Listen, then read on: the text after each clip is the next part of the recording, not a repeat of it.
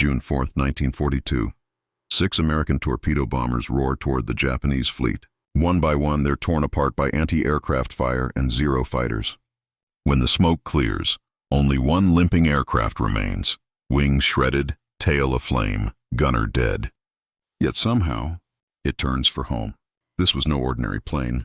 It was the Grumman TBF Avenger, the flying fortress of the sea, the beast built to survive where no other could. And this is how it earned its name. Before it ever thundered into the skies of Midway, the Avenger was born from desperation. In 1939, the U.S. Navy faced an ugly truth. Its frontline torpedo bomber, the TBD Devastator, was already obsolete. Slow, fragile, and nearly defenseless, it was a death sentence against modern fighters. Grumman Aircraft was tasked with building its replacement, and their engineers took that order personally. The result was unlike anything the Navy had ever seen. The new torpedo bomber wouldn't just attack, it would survive. Its designers wrapped it in armor plating, self-sealing fuel tanks, and a massive engine capable of dragging a 1-ton torpedo through the sky. Inside, a crew of 3 worked like a machine: pilot, radio operator, and tail gunner, each with a single goal: get the torpedo to the target and live long enough to tell the story. By early 1942, the first TBF Avengers rolled out of Grumman's factory, hulking beasts of metal painted in deep navy blue. They were so new, most crews had never even flown one before being sent into combat, and their first mission would be no training run. It would be the most desperate gamble in naval history, the Battle of Midway, the moment when the fate of the Pacific would hang on the courage of men inside 6 brand new, untested machines. The morning sun burned over the Pacific like molten steel. 6 TBF Avengers from Torpedo Squadron 8, VT-8, lumbered off the deck of Midway Island. They were supposed to rendezvous with the main strike group. They never found it. The radios crackled with static. Clouds hid the horizon. Then, through the mist, the black silhouettes of the Japanese fleet appeared: carriers, cruisers, destroyers, an entire armada. Lieutenant Langdon K. Fieberling, just 24 years old, led the flight in silence. The Avengers dropped to wave-top height, engines screaming, wings slicing the ocean spray. In the rear turrets, gunners scanned the skies. They knew what was coming. Moments later, the Zeros dove out of the clouds. Tracer fire streaked across the sky. The formation shattered. One Avenger exploded instantly, a white flash and then nothing. Another spun into the sea, leaving only oil and debris. Fieberling's radio operator shouted coordinates, his voice trembling: "Torpedo away!" But the aircraft were dying faster than they could fire. 5 Avengers went down in flames. Only one, badly shot, leaking fuel, tail shredded, somehow escaped. Its pilot, Ensign Albert Ernest, was covered in blood, his turret gunner dead, his radio man barely alive. The controls barely worked, but he wrestled the stick, coaxing the crippled beast toward Midway. 2 hours later, with no hydraulics and 1 wheel missing, he slammed it onto the runway and skidded to a halt. That single surviving TBF Avenger carried back more than bullet holes. It brought proof of something terrifying and magnificent. This machine could take punishment no other plane could survive.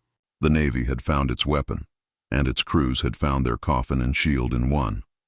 Over the next months, the legend of the Avenger spread through every carrier and airfield in the Pacific. Pilots called it the Iron Plane. Mechanics swore you could fill its wings with holes the size of fists and it would still fly home. For men who had watched entire squadrons burn, that mattered more than speed or beauty. The Avenger had been baptized not by victory, but by endurance. It didn't win at Midway. It survived it. And in war, sometimes that's the beginning of greatness. After Midway, the name Avenger carried a heavy irony. It hadn't avenged anything, not yet. But the Navy had seen enough to know this was the machine they needed. Grumman ramped up production. The Avenger's huge Wright R2600 engine, 1,700 horsepower of thunder, was refined. Its wings folded neatly for carrier decks. Its bomb bay could carry depth charges, mines, or that deadly Mach 13 torpedo. The cockpit glass stretched wide, giving pilots a commanding view of the horizon. But what set it apart wasn't its weaponry. It was its soul. Pilots knew they could take the Avenger into hell and back. It felt like flying a tank, one said. And soon, they'd have to prove it, over the most savage waters in the world. Guadalcanal, late 1942. The air was thick with salt, smoke, and death. The island was barely held by the Marines, and every night Japanese destroyers, the infamous Tokyo Express, slipped down the slot to bombard the beaches. The Avenger's mission: stop them.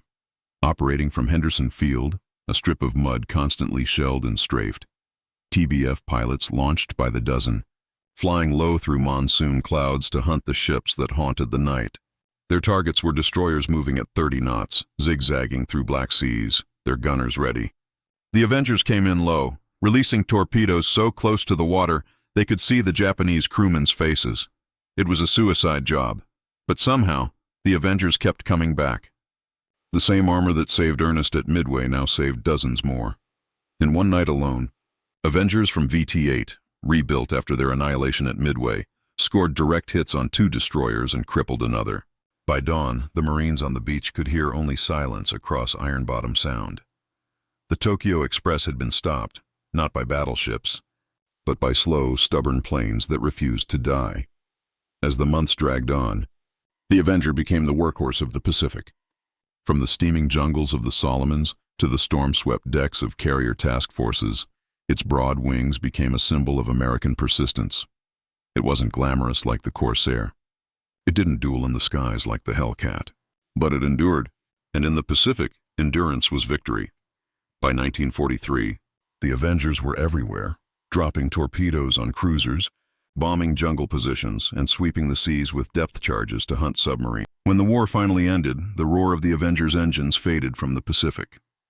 The airfields it once launched from turned to dust. The carriers it flew from sailed home to silence. But for the men who had flown her, the Avenger was more than an aircraft. It was a promise.